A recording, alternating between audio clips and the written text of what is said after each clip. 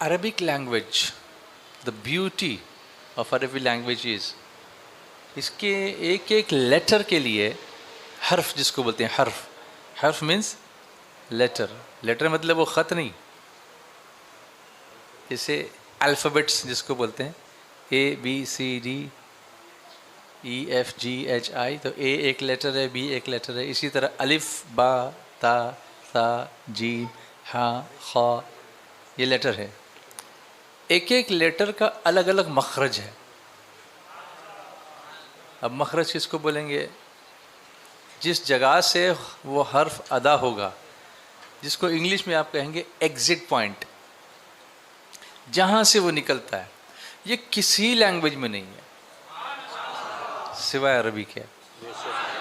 जैसे अरबी में अलिफ अलग जगह से निकलेगा तो आइन अलग जगह से आएगा, लेकिन इंग्लिश में वो सिर्फ ए ही होगा। वो अब्दुल्ला के लिए भी ए लिखोगे और अब्बा के लिए भी ए लिखोगे, वहाँ कोई डिफ्रेंशिएशन नहीं है। But Arabic is such a rich language कि you got for every letter you got a different exit point. सीन इंग्लिश में क्या आएगा? सीन के लिए क्या आएगा? S, right? सौद एस, उसका कोई अल्टरनेट ही नहीं है। दामन कितना तंग है ना इंग्लिश का, और हम इतने दंग हैं इंग्लिश में। वो है तंग और हम हैं दंग, उसी का चढ़ गया हम पर रंग और इसी से हुआ रंग में भंग। लेकिन यहां वुसात है। सीन एस, सौद एस, सा एस। अब वो लिखने के तरीके लोगों ने अपने अपने हिसाब से अलग अलग निकाल लिए हैं वो तलफ़ुज़ बताने के लिए। तो अब वो दो हुरूफ को एक साथ करके फिर टी और एच को मिला के सा बोलते हैं। वो जब अलग इंग्लिश में जब ट्रांसलिट्रेशन किया जाता है तो उस वक्त अब वो एक अलग लैंग्वेज ही बन गई है, उसको फिर बनानी पड़ी लैंग्वेज, क्योंकि आपके पास ओरिजिनली कुछ था नहीं, तो आपने वो फिर अपनी तरफ से उसको बनाया। ख ख, इंग्लिश के पास कुछ अलग है इसका नहीं, लेकिन खा हमारे यहाँ। आपको मालूम होगा कि कुछ साल पहले मेरे गले में कुछ तकलीफ़ ऐसी हो गई थी कि डॉक्टर ने मुझे ऑपरेशन करने का मशवरा दिया था, सर्जरी करने का। लैरिंग्स जो होता है ना, जहाँ से आवाज़ का जो वॉइस बॉक्स होता है, डॉक्टर ने कहा कि you have abused your voice box so much, you have used it so much, it needs to be operated now. काम नहीं कर पा रहा है। तो मैंने अपने जो रेगुलर डॉक्टर हैं, डॉक्टर साहिल फुलारा, उनको मैंने कॉल किया। मैंने कहा ये तो कल ही एडमिट होने की बात कर रहे हैं। तो उन्होंने कहा अरे नहीं, ऐसा थोड़ी होता है, अपन कन्वेंशनल ट्रीटमेंट करेंगे, अपन कोई दूसरे डॉक्टर के पास जाएंगे। तो उन्होंने किसी दूसरे ENT सर्जन के पास मुझको भेजा। उसने देखा तो उसने कहा हाँ पोजीशन तो ऐसी है, मगर मैं डायरेक्ट ऑपरेशन की बात नहीं करूँगा, मैं आपको एक मशवरा देता हूँ, आप बिल्कुल चुप हो जाएं, just keep quiet, don't speak a single word, बोलना ही नहीं। और उसके साथ स्पीच थेरेपी कराना। बोलना ही नहीं तो फिर काम पे कैसे जाऊँगा, कितनी छुट्टी लूँगा? बोला कम से कम 1 से 1.5 महीना आपको बात ही नहीं करनी है, ना घर में बात करनी है ना स्कूल में बात करनी है। तो मैंने कहा काम कैसे करूँगा? तो उसने कहा आप एक राइटिंग पैड ले लो और उस पर लिख के इंस्ट्रक्शंस दो। तो मैंने एक राइटिंग पैड ले लिया, वो आता है ना वो जो लिखने के बाद फिर ऐसा करो तो मिट जाता है, वो वाला। उसको लेके स्कूल में बैठता था। मेरे स्टाफ ने बहुत कोऑपरेट किया मेरे साथ कि जब मैं बोलता था वो उस वक्त जितना काम नहीं करते थे उतना लिख के देने पे वो काम करने लगे थे। तो मैं बिल्कुल उस पर लगा रहा। घर में भी कुछ बोलता नहीं था, खामोश बैठा रहता था। लेकिन बहुत डिफ़िकल्ट टफ था मेरे लिए, क्योंकि मैं मुसलसल रात दिन बोलने वाला आदमी हूँ, तो कितना मुश्किल रहा होगा मेरे लिए। लेकिन कुछ नहीं, अल्लाह ने सब आसान किया।